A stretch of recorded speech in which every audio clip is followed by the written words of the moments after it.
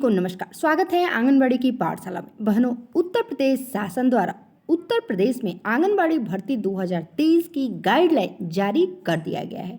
Guideline के अनुसार इस भर्ती में आंगनबाड़ी सहायिकाओं की बल्ले बल्ले है। उनके लिए यह भर्ती आंगनबाड़ी कार्यकर्ती बनने का एक सुनहरा मौका दे रहा है।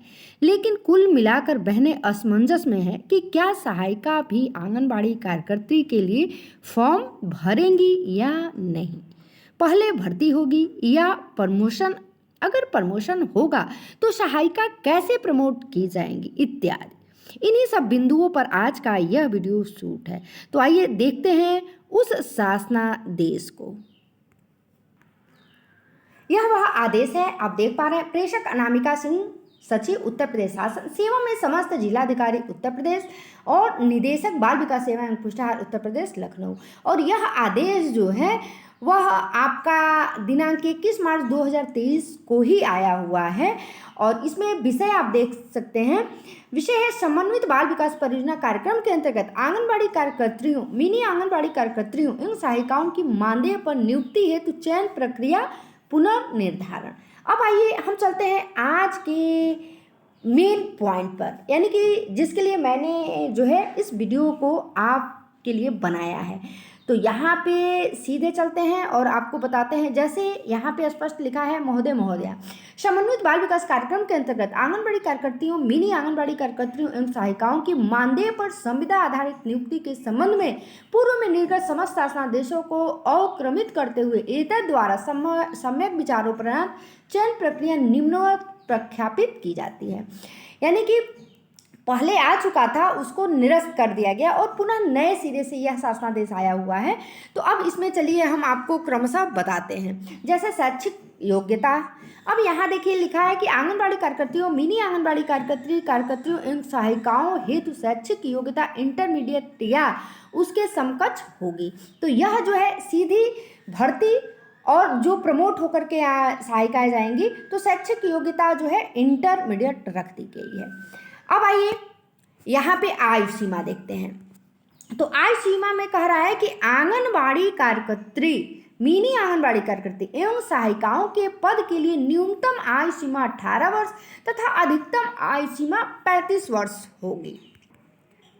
तो यहाँ मैं आपको जो है पुनः अवगत कराना चाहती हूँ कि यह जो आयु सीमा है यह सीधी भर्ती के लिए है। यानी कि जो पद आंगनबाड़ी कार्यकर्ती के हैं और मिनी आंगनबाड़ी कार्यकर्ती या सहायिका के हैं और वह अप्लाई करेंगी तो उनकी आयु सीमा 18 वर्ष से कम नहीं होनी चाहिए और 35 वर्ष से अधिक नहीं होनी चाहिए।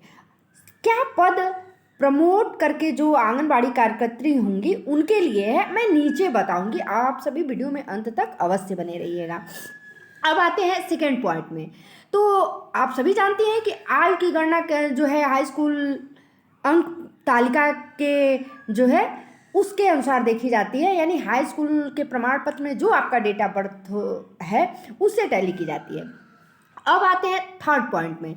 तो थर्ड पॉइंट में कह रहा है कि 62 वर्ष की आयु प्राप्त होने के उपरांत उनकी मानदेय आधारित सेवाएं स्वतः समाप्त हो जाएंगी। ऐसी सेवा समाप्ति सेवानिवृत्ति की तिथि प्रत्येक कैलेंडर वर्ष जो है में 30 अप्रैल रहेगी। अब यहाँ पे मैं आप सभी को थोड़ा सा इस पे डिस्कस करना चाहूँगी कि जैसे इसके पहले बहुत सारी बहनों में कन्फ्यूज़न था कि आंगनबाड़ी बहनों का रिटायरी कब हो है। कुछ बहनों के सामने यह भ्रम था कि आजीवन है, कुछ का था 65 वर्ष, कुछ का था 60 वर्ष। तो यहाँ पे ये क्लियर हो गया है कि जब आंगनबाड़ी कार्यकर्ती या सहायिका या मिनी की आयु जो है 62 वर्ष की हो जाएगी तो उनकी सेवा जो है स्वतः उस पद से समाप्त हो जाएगी। यानी मानदेय आधारित जो उनकी सेवा है वह स्वतः समाप्त हो जाएगी। अब आइए चलते हैं सीधे यहाँ चयन हेतु पात्रता अर्हता। यहाँ देखिए तो इसमें कुछ पॉइंट दिया है, जैसे क पॉइंट में कह रहा है कि सर्वप्रथम आंगनबाड़ी कार्यकर्ती के कुल रिक्त पदों के सापेक्ष 50% पदों पर आंगनबाड़ी कार्यकर्ती की भर्ती हेतु अपेक्षित अर्हतापूर्ण करने वाली आंगनबाड़ी सहायिका से चयन की कार्रवाई की जाएगी, जिसकी प्रक्रिया निम्नवत होगी। और यही जो है आप सभी सहायिका बहनों के लिए इम्पोर्टेंट है, यानी कि जो सहायिका बहनें हैं और वह आंगनबाड़ी कार्यकर्ती के पद के लिए जो है अहर हैं। तो अब आइए आप सभी ध्यान से इस वीडियो को सुनिएगा, समझिएगा। एक बार में समझ में नहीं आया तो दोबारा सुनिएगा। पुनः मैं रिपीट करती हूँ कि सर्वप्रथम आंगनबाड़ी कार्यकर्ती के कुल रिक्त पद, यानी कि यदि रिक्त पद 100 होंगे तो उसमें से यहाँ स्पष्ट दिया है 50%, यानी कि 100 में 50% पद जो हैं वह प्रमोट करके भरे जाएंगे, यानी कि जो सहायिका बहनें हैं वही प्रमोट करके आंगनबाड़ी कार्यकर्ती के पद पे जाएंगी। ये तो क्लियर हो गया।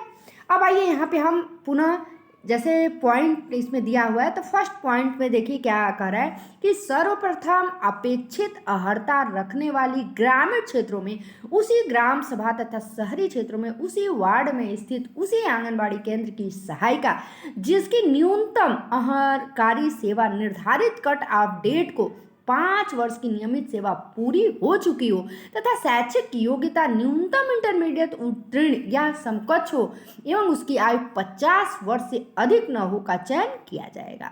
तो यहाँ क्लियर हो गया, यानी कि जो सहायिका हैं और वह आंगनबाड़ी कार्यकर्ती के लिए प्रमोट हो रही हैं, तो पहला क्या है कि उनकी जो है वह सहायिका वहीं की होनी चाहिए, उसी ग्राम सभा की, या शहर से है तो उसी शहर वार्ड की होनी चाहिए, उसी केंद्र की होनी चाहिए, और उसकी न्यूनतम अर्हता जो है वह 5 वर्ष होनी चाहिए।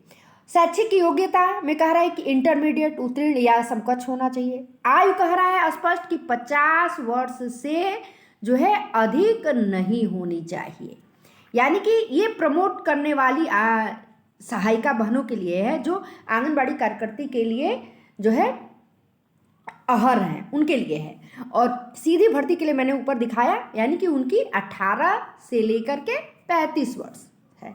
किंतु जो सहायिका बहन है और वहाँ पे उनके सेंटर पे आंगनबाड़ी कार्यकर्ती का रिक्त पद है, उनके लिए यह है कि वह उसी ग्राम सभा या शहरी क्षेत्र के उसी वार्ड से और उसी आंगनबाड़ी केंद्र की वह सहायिका हो। उनकी न्यूनतम जो है अर्हकारी सेवा 5 वर्ष कम से कम उस पद पर, यानी सहायिका के पद पर रह चुकी हो। शैक्षिक योग्यता उनकी इंटरमीडिएट या उसके समकक्ष हो और आयु सीमा उनकी 50 वर्ष से अधिक नहीं हो, तो वह जो है प्रमोट करके आंगनबाड़ी कार्यकर्ती बन जाएंगी।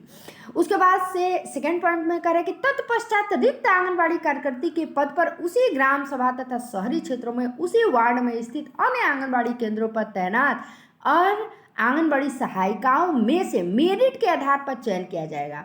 मेरिट तैयार करने की प्रक्रिया बिंदु संख्या 7 में उल्लिखित है।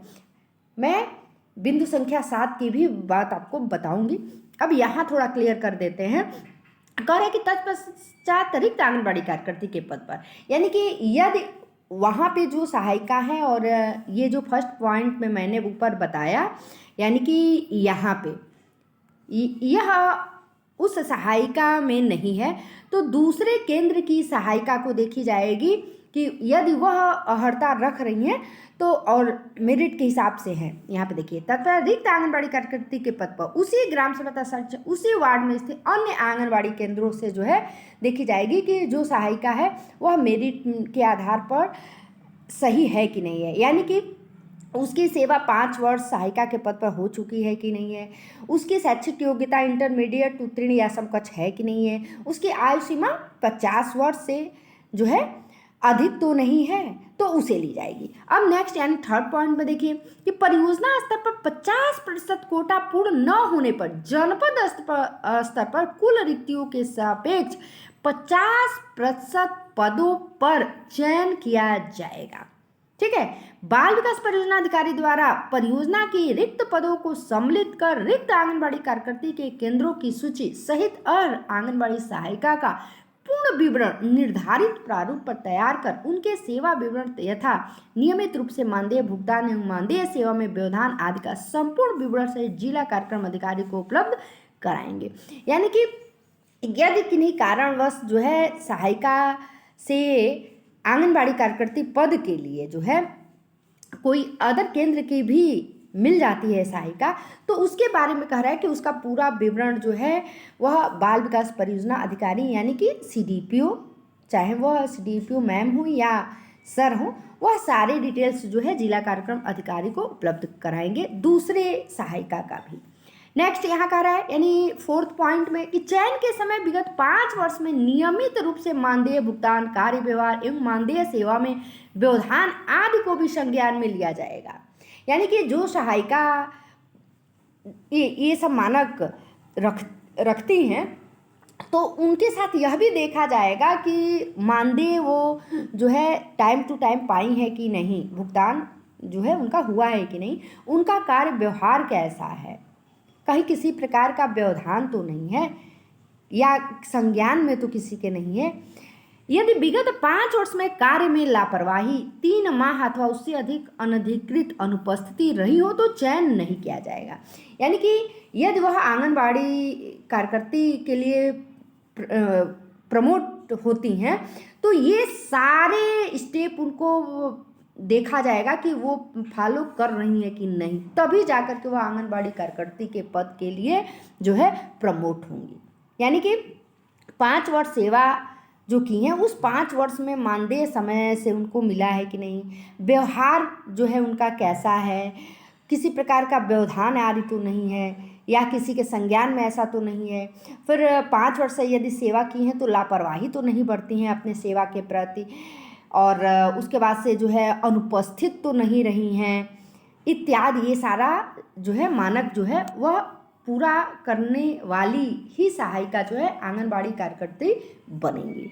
नेक्स्ट यानी 5वें पॉइंट में कह रहे हैं कि परियोजना को इकाई मानकर रिक्त आंगनबाड़ी कार्यकर्ती के 50% पदों पर निर्धारित अर्हता पूर्ण करने वाली आंगनबाड़ी सहायिका से उपरोक्त प्रक्रिया का पालन करते हुए चयन किया जाएगा। यानी कि उपरोक्त जो 1st, 2nd, 3rd, 4th ये जो सारे पॉइंट हैं, यानी कि 1st से ले करके और 4th तक, ये चारों अगर वो मानक उनके पास है, वो क्राइटेरिया में इस हैं, तब तो वह जो है आंगनबाड़ी के पद पर प्रमोट कर दी जाएंगी। नेक्स्ट यानी कि यहाँ पे कह रहा है कि सहायिका से आंगनबाड़ी कार्यकर्ती के पद पर चयन में यह ध्यान रखा जाएगा कि किसी भी दशा में आरक्षण प्रभावित न हो अथवा प्रचलित विद्यमान आरक्षण प्रक्रिया का उल्लंघन किसी भी दशा में न किया जाए। यानी कि सहायिका से आंगनबाड़ी कार्यकर्ती के पद पर यह भी देखना है कि आरक्षण किसी भी दशा में प्रभावित न हो। ठीक है। अब नेक्स्ट यानी कि 6ठे पॉइंट में कर रहे हैं, जनपद के समस्त बाल विकास परियोजना अधिकारी द्वारा यह प्रमाण पत्र जिला कार्यक्रम अधिकारी को उपलब्ध कराया जाएगा कि निर्धारित तिथि को उपरोक्तानुसार किसी पात्र का नाम छूटा नहीं है। कट ऑफ डेट का निर्धारण निम्नवत किया जाएगा। यानी कि 1 जुलाई यदि चयन की कार्रवाई, चयन की विज्ञप्ति का प्रकाशन 1 जुलाई से 31 दिसंबर के बीच की जा रही है तो 1 जनवरी यदि चयन की कार्रवाई, चयन की विज्ञप्ति का प्रकाशन 1 जनवरी से 30 जून के बीच की जा रही है। यानी कि ये सब देखना है। ये सारे टॉपिक पे मैं जो है पुनः आप सभी के सामने नेक्स्ट वीडियो में लेकर के आऊँगी, क्योंकि वीडियो बहुत लंबा चली जाएगी। इसके नाते मैं इसका शॉर्ट में सार केवल बता रही हूँ आप सभी को। अब साथ में देखिए, जिला कार्यक्रम अधिकारी नियुक्ति प्राधिकारी द्वारा उपरोक्तानुसार पदों एवं रिक्तियों का विवरण चयन समिति के समक्ष प्रस्तुत कर जिलाधिकारी का अनुमोदन प्राप्त कर चयन की कार्रवाई 15 दिवस में पूर्ण कर चयनित अभ्यर्थियों को नियुक्ति पत्र निर्गत किया जाएगा।